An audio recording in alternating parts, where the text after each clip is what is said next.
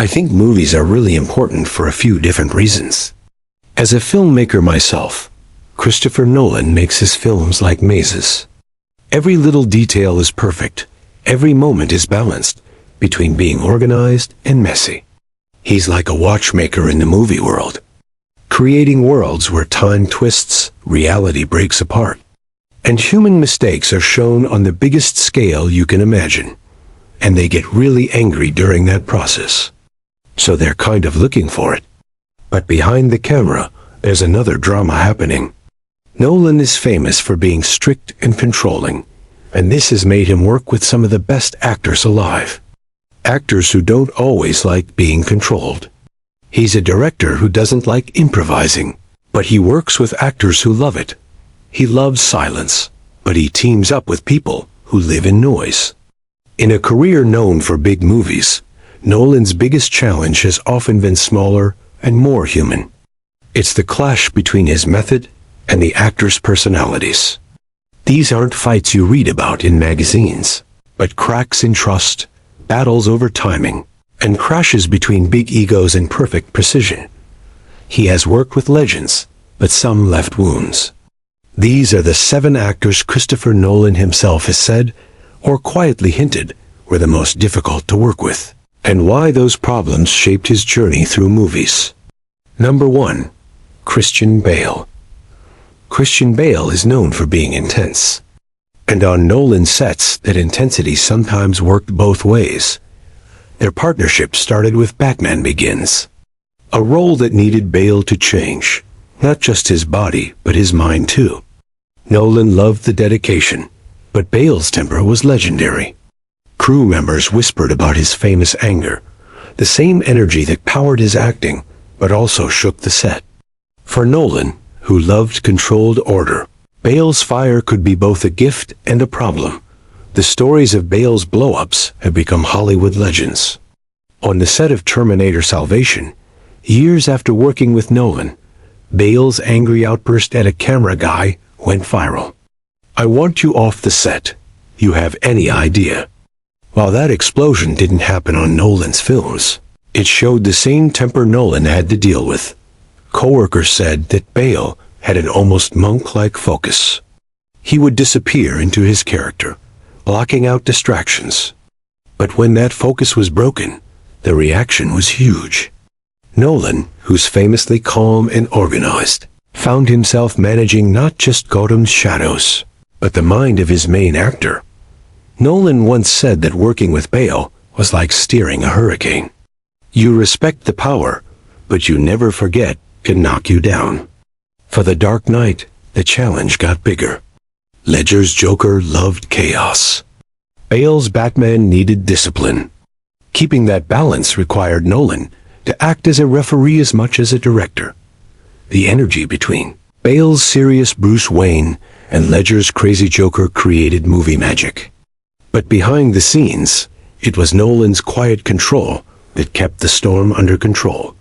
The famous interrogation scene showed both success and tension.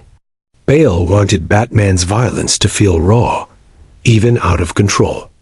Nolan pulled him back, reminding him that the power was in holding back, not going too far. That dynamic defined how they worked together. Bale reaching for the edge, Nolan tightening the leash. Bale's Batman is still the best, the emotional heart of the trilogy.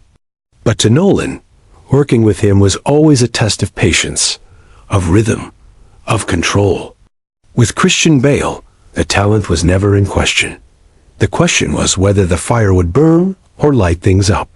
Number 2. Tom Hardy. When Nolan cast Tom Hardy in Inception, and later in The Dark Knight Rises, he got an actor who could hide himself completely, sometimes too completely.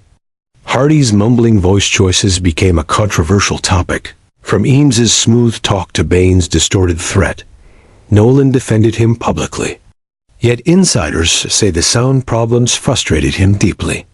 Hardy's creative risks made characters better, but they also threatened Nolan's obsession with clarity and precision. Hardy has long been known for burying himself in his character, sometimes to the point of hiding his own performance. In Inception, His role as Eames needed sly charm. But Hardy leaned into a slurred way of speaking that some crew worried might confuse the film's complicated dialogue. By The Dark Knight Rises, the problem got worse. Bane's mask, combined with Hardy's choice of a muffled, accented voice, left even experienced crew members struggling to understand his lines on set. Nolan once said, "Tom gives you an amazing physical presence, but you sometimes fight to hear him through the layers he builds." Nolan valued Hardy's boldness, but it came at a cost. His commitment to physical transformation, bulking up for Bane, adopting unrecognizable body language, sometimes left Nolan adjusting camera work and sound design just to make the performance understandable. For a director who prided himself on practical precision, Hardy's unpredictability was both exciting and frustrating. Still, Nolan stood by him. In interviews, he praised Hardy as one of the few actors who could disappear entirely, creating characters so complete that they seemed untouchable. Yet privately, the friction stayed. Hardy's approach clashed with Nolan's desire for clean storytelling, where every word mattered. On set, the director reportedly reminded Hardy that an audience can only believe you if they can hear you. The irony is that Hardy's choices became part of the legend. Bane's voice, mocked and argued about, is now impossible to separate from the film's legacy. For Nolan, it was proof that difficulty could also create unforgettable imagery. Working with Tom Hardy meant walking a fine line between brilliance and confusion, clarity and mystery.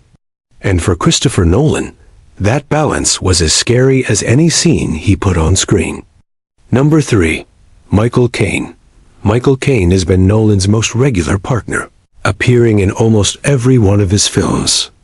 But even loyalty has friction. Caine's old-school instinct sometimes crashed with Nolan's endless demand for subtlety and realism. Stories spread of Caine improvising or loosening lines in rehearsal, only to be met with Nolan's firm redirection. The love between them was real, but so was the occasional clash of generations. Caine grew up in an era when actors were taught to command the screen, showing presence and authority with every line. On Nolan sets, however, subtlety was sacred. The director relied on silence, framing, and detail to show meaning, asking actors to disappear into the story rather than dominate it.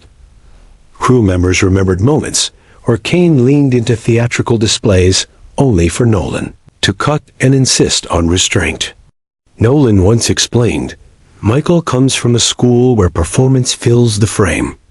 I ask him to let the frame fill the performance." In The Prestige, Caine's cutter became the film's anchor. Yet even there, Nolan guided him toward understatement. The risk of overstatement, Nolan believed, was that it broke the fragile realism he built into every shot. For Caine, instinct sometimes pointed in the opposite direction, toward the grand tradition of actors whose presence alone carried a story. Despite these differences, Caine became essential. His roles often showed the moral center, the loyal butler in the Dark Knight trilogy, the wise mentor in Inception, the aging scientist in Interstellar.